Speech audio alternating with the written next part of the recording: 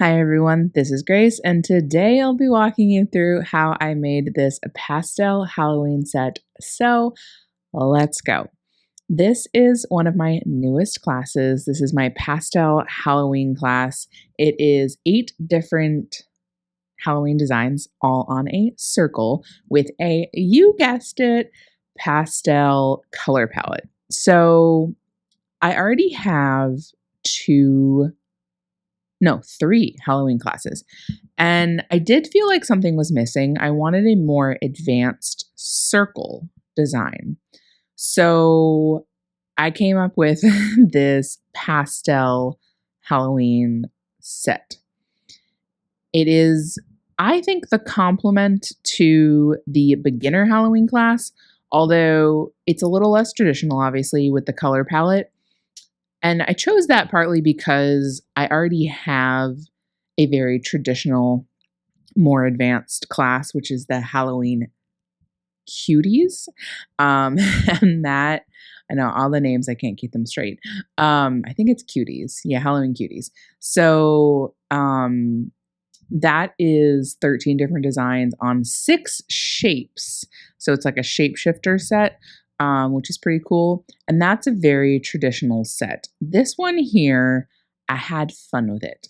And it's advanced beginner / intermediate. And it really, some of these designs really bring the intermediate. So buckle up and get ready, my friends. Now this is the obligatory spider design. Not obligatory. I just really like spiders in my Halloween designs. Although I personally do not like spiders at all. So anyway, what makes this one a bit more complex is it's a lot more lines for starters, a little bit more refined. And then we're going to add these 3D spiders, which are cute and adorable. So sidebar, I like to use a slightly bigger scribe for this, because the bigger the scribe, the more it's going to pull through the icing, and you'll get more of a tail on the end there, which you really want for this spider effect. So let that icing dry for, I would say, at least 30 to 60 minutes. And then, actually, no, probably more like 60. And then you're going to go in and do this pressure piped spider situation. I'm doing this with a soft peak that is honestly somewhere between like a soft and a medium peak.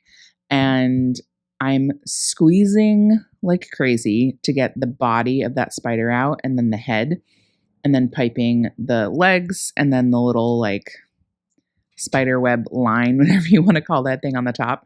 I do think it's important to pipe the entirety of the spider right away. Pipe the legs, I mean, because if you pipe the body first and then you go back and pipe the legs, the body will have crusted over. And just trust me, when you try to go in with the legs, unless the body is completely dry, you're going to like knock up against the body, and then you're going to whack like holes or cracks into the body of the spider, if that makes sense, which is not ideal. So that's the little Spidey spoo. What's this one? I think, yeah, okay, this is the Jack Skellington. And actually, if you know the beginner Halloween set that I have, it's on my YouTube. It's one of my classes. You can tell where we've elevated the designs here. So for the beginner one, the spider web, the beginner one is just a very simplified wet on wet spider web. That's it. There's no spider involved, just the spider web, but you know what it is. There's also a skull / Jack Skellington situation in the beginner one. And we do cutouts, but we only do the eyes. We don't do the nostrils like we're doing here. And I think I add a mouth on the beginner one, but we're going to do eyebrows on this one. How fun. Not going to lie, these eyes are pretty hard to freehand. Took me a few tries to kind of get the hang of it. They're kind of like kidneys with like a sharp edge end to it. That's the most important part I found with freehanding those eyes, is that you want to make sure that the inner corner really like comes up. Yeah. So the little squiggles here are to help prevent craters, hopefully. And then with a cutout, I like to go in typically right away and flood. I don't like to let the outline dry. And that's because if the outline is still wet and you flood right next to it, they can kind of melt together, the flood and the outline, and it creates a much more seamless look.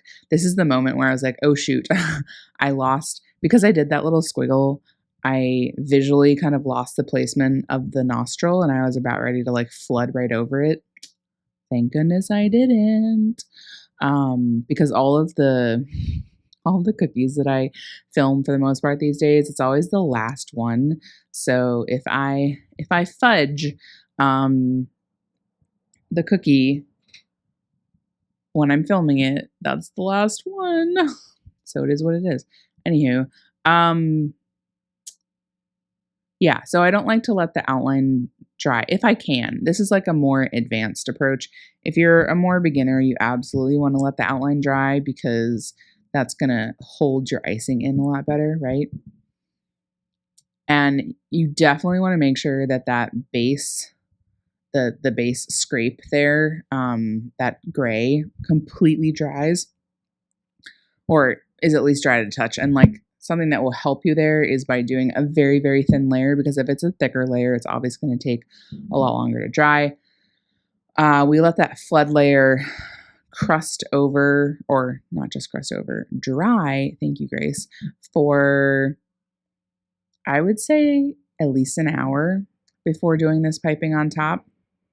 And I will admit, so the mouth can be all wonky and funky, totally fine. I completely forgot to do the eyebrows in this take, and let's see how well the edit was. You can't even tell. I actually have a video editor. I've had a video editor for about a year now, and that was his handiwork because that was definitely a separate cut. Because I was like, oops, about to go to bed and realized I didn't put the eyebrows on Jack. You see that edible glitter too? Like, we love that edible glitter. Okay, I did just cut out piping the outline for the subsequent simple cookies because it's kind of boring to watch those outlines piped over and over again. But as you can see, this is a 2 consistency outline and flood that we're rocking here. That's absolutely necessary for this set. You cannot achieve the level of detail that we achieve here with 1 consistency. I do use the exact same circles for my more advanced classes and for my beginner classes. So, I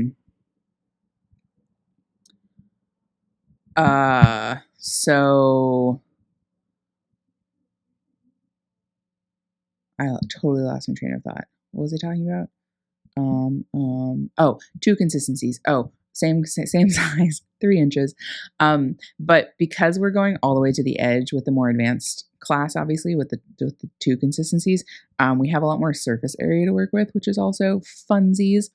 Now, this little ghosty ghost situation, absolutely you need to let that base layer dry very well, like at least an hour, if not 2 hours.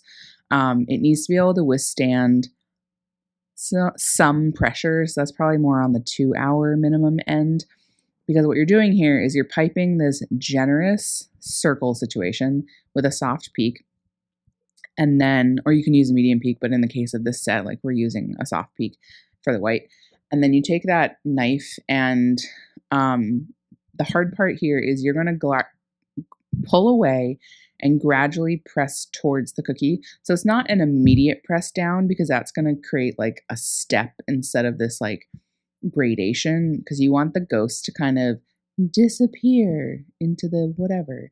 And then let the little ghost crust over for, I'd say, like at least 20 minutes.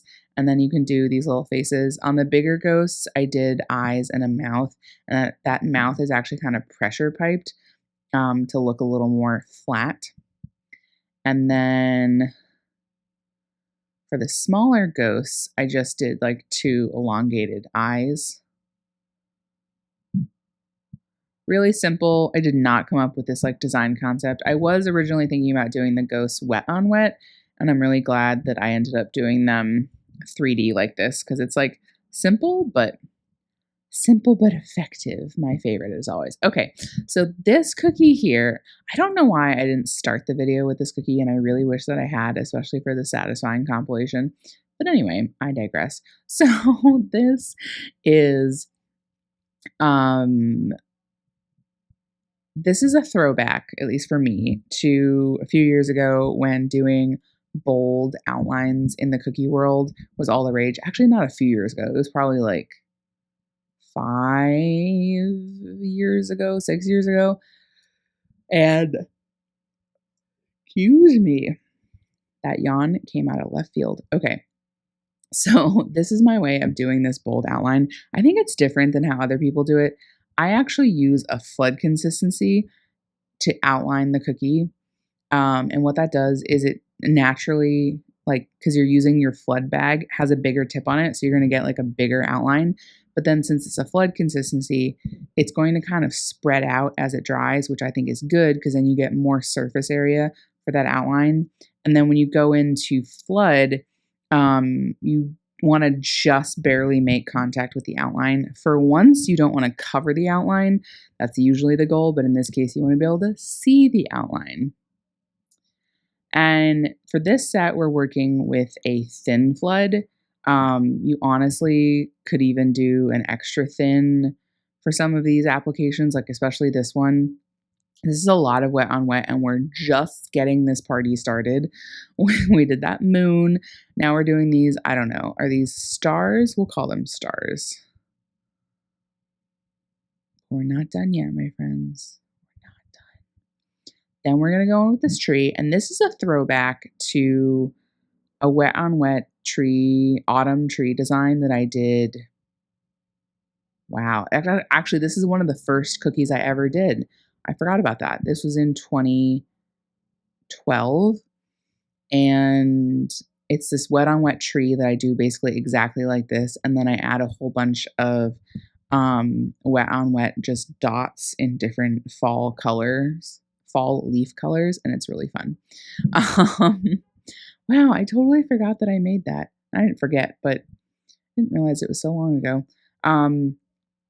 So the hardest part here, I feel like, is just working fast enough, but also I really was playing with fire there, putting part of the tree through the moon, because if you pull too hard, you're going to pull too hard on the moon, and then it's going to be all funny looking, not like a moon. So just keep that in mind. All right, so let that crust over, I'd say, for at least 30 to 60 minutes, and then I am freehanding this bat. It's actually a lot easier than it looks. I think you do 2 straight lines on either end, then you do like a little curve down, a V in the middle for the ears, and then curve back up. Maybe it.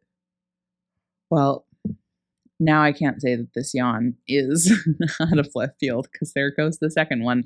If anyone is listening to this and falling asleep with me, or to my voice, I should say, you're in good company. Okay, this next one. So let's talk about the color palette a little bit. I've always wanted to do a pastel Halloween color palette. Just generally speaking, I haven't done that yet in any of my sets, and I thought this was a great opportunity. I find that a lot of Halloween sets have really like a lot of black and just a lot of dark colors that, I don't know, I don't necessarily want to eat per se. So for this one, we're doing pastels. We've got a pink, we've got a purple, we've got an aqua, which I'm obsessed with. The way that I like to color my aqua, I start with royal blue, or any blue you have, but I almost always use royal blue. And then I'll add lemon yellow a tiny bit at a time until I achieve the exact shade that I'm looking for. And then the gray in this is actually a very dark gray. Oh, there's orange too, of course.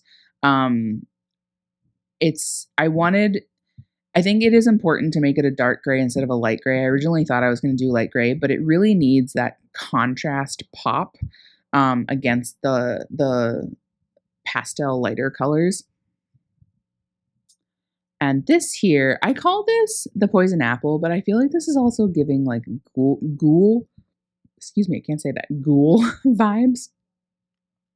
Maybe I'm making that up. But now here, this is a way to prevent craters. I actually think it works better the drier the surface is.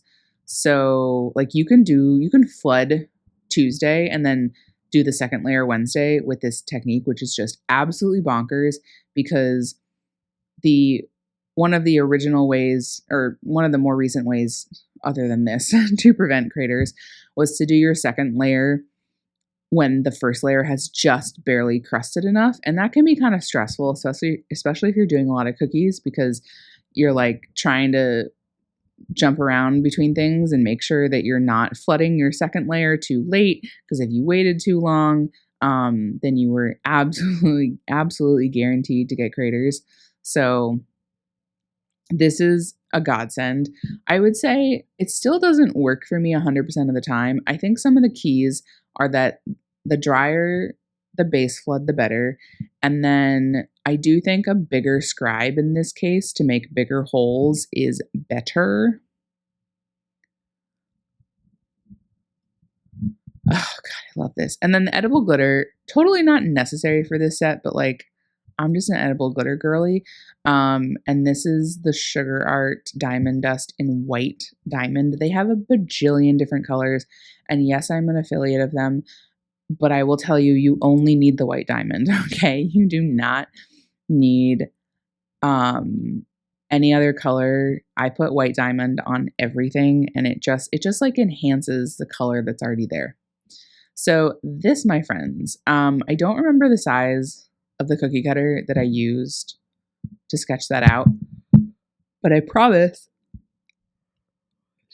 I promise that it is in the workbook for the class, of course. I've also always wanted to do an eyeball for a Halloween set, but I don't know why. I just never got around to it. It totally could have been part of the beginner Halloween set, though, now that I think about it.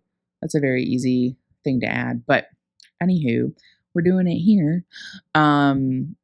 That inner circle is really helpful to outline, to get the best. Is this the iris? I always forget the names of everything. Anyway, I add a little bit of a twist with my execution of this eyeball, which is, you'll see in a second. I love designs, like cool, complex looking designs that are done in one step, which is what this one is. I love me a one-step cookie. I mean, like you don't have to wait in between. Although I guess technically you should wait to let the outline dry, but then this whole thing is one go. And in a moment after I okay. So instead of using the flood consistency, this is actually the soft peak piping. And I'm going in, this is immediate. So what's fun about this is, one, you have so much more control over this, obviously, because it's the piping consistency and it's cut to a piping consistency width, the tip. So you have a lot of control for those squiggles. And because it's a soft peak, so it is going to sink into the icing a bit, but not 100% completely, which I actually like, because sometimes I feel like just straight wet on wet designs that don't have a second layer of any sort somehow seem like not enough to me. I don't know. I always like have this urge to add a second layer of some sort. But with this one, I feel because you get a little bit of that 3D action from the pink, it feels more finished to me. I don't know. All right, this is the one that people might be mad at me for. I don't know. I would say, I was going to say this is the hardest one. For me, this was the hardest. Some people might think that Moonlight one is pretty hard, which is fair, because that's hard in its own way. But this is an elevated candy corn. So I always like to put candy corn, or for the most part, I like to put candy corn in my Halloween sets. I'm a candy corn lover for all the haters out there. I'm a weirdo, although it always gives me a stomach ache. So I actually haven't had candy corn in, gosh, it's been a minute. I haven't had any this year, actually, now I think about it. Anyway, so the first thing we do is we start out by sketching out all those candy corns. And y'all know me, I'm only going to sketch something out if it's really worth it. And in this case, it is absolutely worth it. And it is absolutely worth outlining all the candy corn as well. So you can also see, just like next level here, I'm starting and ending my outline at a place where I'm going to add a horizontal line, because as you can see, the way that I did these candy corns, they don't have hard or like sharp edges to them. They have rounded edges. So you don't want to start and end your line at a corner, because that's not going to give you a rounded corner. Fun fact. And then it is helpful to add the lines here too, because what this is going to do is when we go into flood, it's going to hold everything together. So this is a much more complex wet on wet design. So we're not going to flood the entire thing gray and then put the candy corn on top. The main reason for that is because it would add way too much icing and it would just absolutely overflood. But then when you do it this way, you can sketch everything out and then you can like trace the things instead of kind of saying a prayer and doing it as like a wet layer on top of a wet layer, if that makes sense. So in this case, it's like a wet layer next to wet layer. And you do need to move pretty quickly, but as long as you move fairly quickly, you know, give it a little jiggy jig. Make sure you get the icing into all the corners. That's the beauty of the scribe here. You kind of like lay the icing on top of the corners.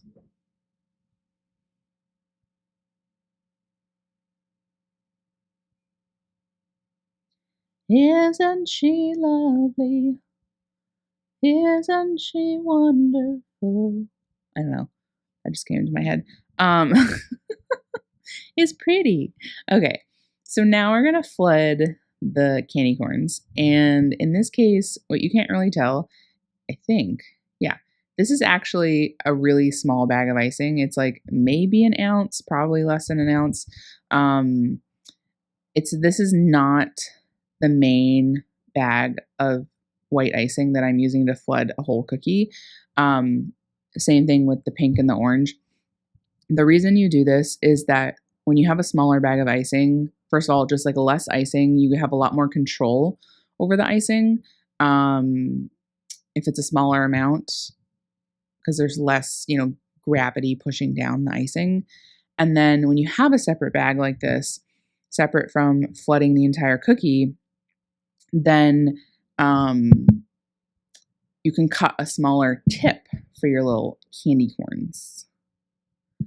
And that also gives you a lot more control over the icing. So I am taking the time here to make sure that I'm like joining all of the corners and edges of the sections. But the good thing about this design is that I do add an element at the end that covers up a lot of mistakes. So if you're outlining or if you're flooding your candy corns and you're like, these look kind of messy, Grace, like I don't know about this, don't worry, because we're going to add an outline on top of the candy corns that is going to cover up a lot of wonkiness. If you have wonkiness, that is. I mean, even I think I do. So it's okay. We're all in this together. And I would just like to emphasize again that this is a dark gray. It is not black. It is supposed to be gray. I would say like a medium dark gray. That's what I would call this. So you want to let that dry for, I'd say, at least an hour. And then go in and you're just outlining the candy corn. And again, you can see I'm going to start and finish this outline in kind of the same place because I really want to get those rounded corners. Now you can use a scribe to finesse the joining of those lines if you so choose.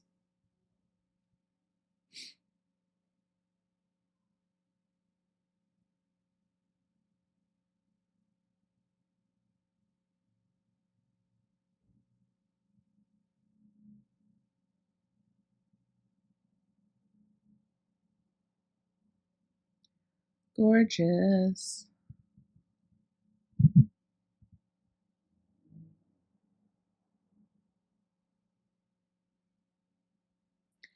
All right, that is definitely the hardest candy corn you will ever do. So you're welcome, or not. All right, so this one is the jack-o'-lantern, which is definitely the hardest execution of a jack-o'-lantern that I've ever done.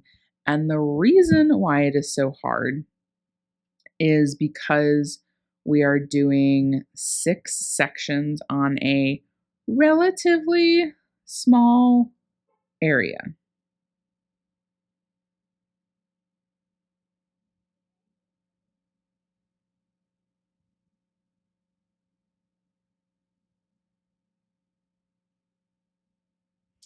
So that base layer we have let that like dry to the touch about 15 minutes or so. And then,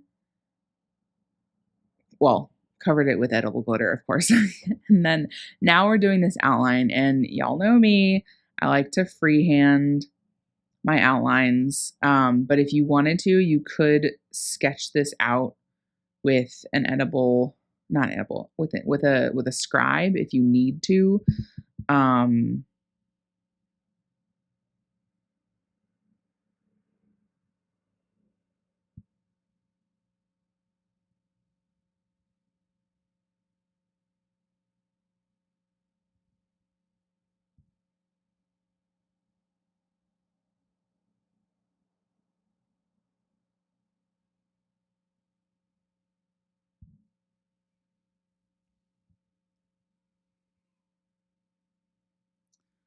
So this part takes a lot of time, obviously. And this is the moment where if you want to make this easier on yourself, don't do 6 sections.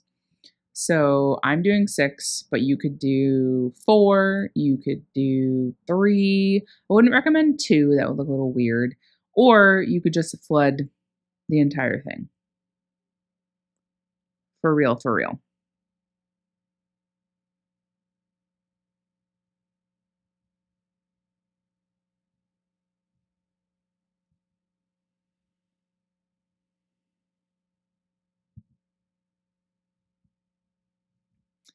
And then the squiggles here are to help prevent craters in these sections. I do not let my squiggles dry. So this is like one of the OG ways to prevent craters. This is what I always do when I'm flooding as a first layer, because obviously there isn't like a layer below this that we can poke holes in, because that scrape on the bottom is just like a very small scrape.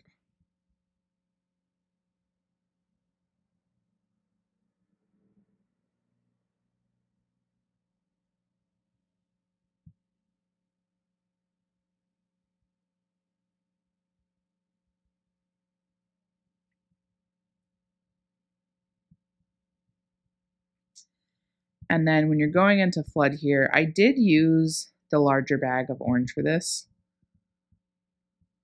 but you may find that you would prefer to have a smaller bag.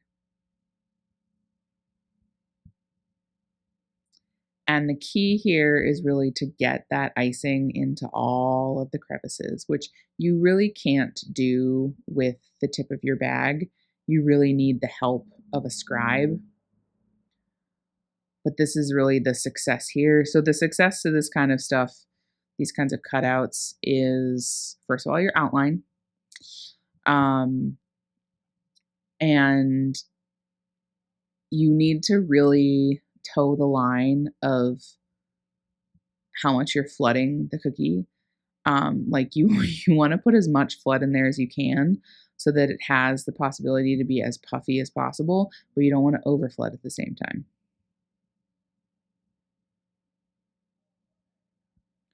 It is definitely a hard balance. I will say that.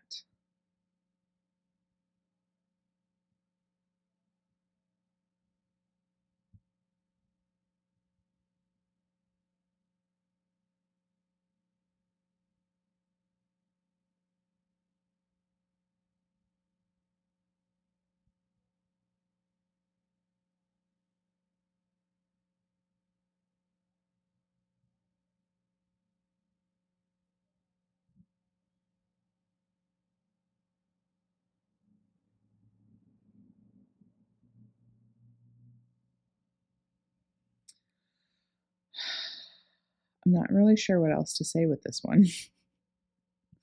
The color mixing, I'll be honest, I don't remember exactly how I did the orange and the purple. I think the purple, no. I don't remember if the purple was straight out of the bottle or not. That's all in the workbook for the classes. It's possible it wasn't. Actually, I feel like it wasn't. I feel like, yeah, because I think I used blue and pink. Not red, but pink.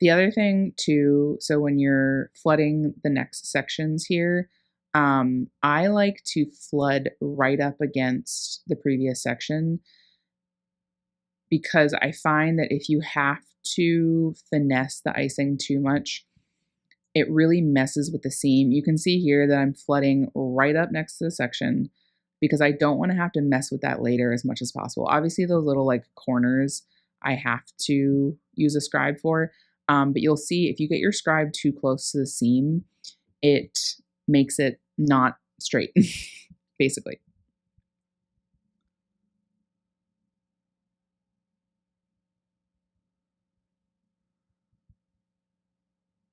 And this scribe I'm using here, this is one of my favorite scribes. It's the PME scribe. It's the smaller version. There is a larger, like a thicker one, which you don't want. It's really hard to tell in the Amazon listing, like which one is which. It'll just say in the bigger one, it'll say like large or something. Whew. Okay, we are now done with this set. Thank you so much for sticking with me.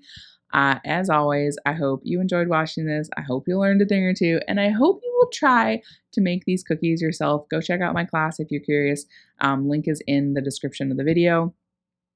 And if you already fell asleep watching this video and listening to my voice, I hope you have a wonderful, wonderful sleep. All right.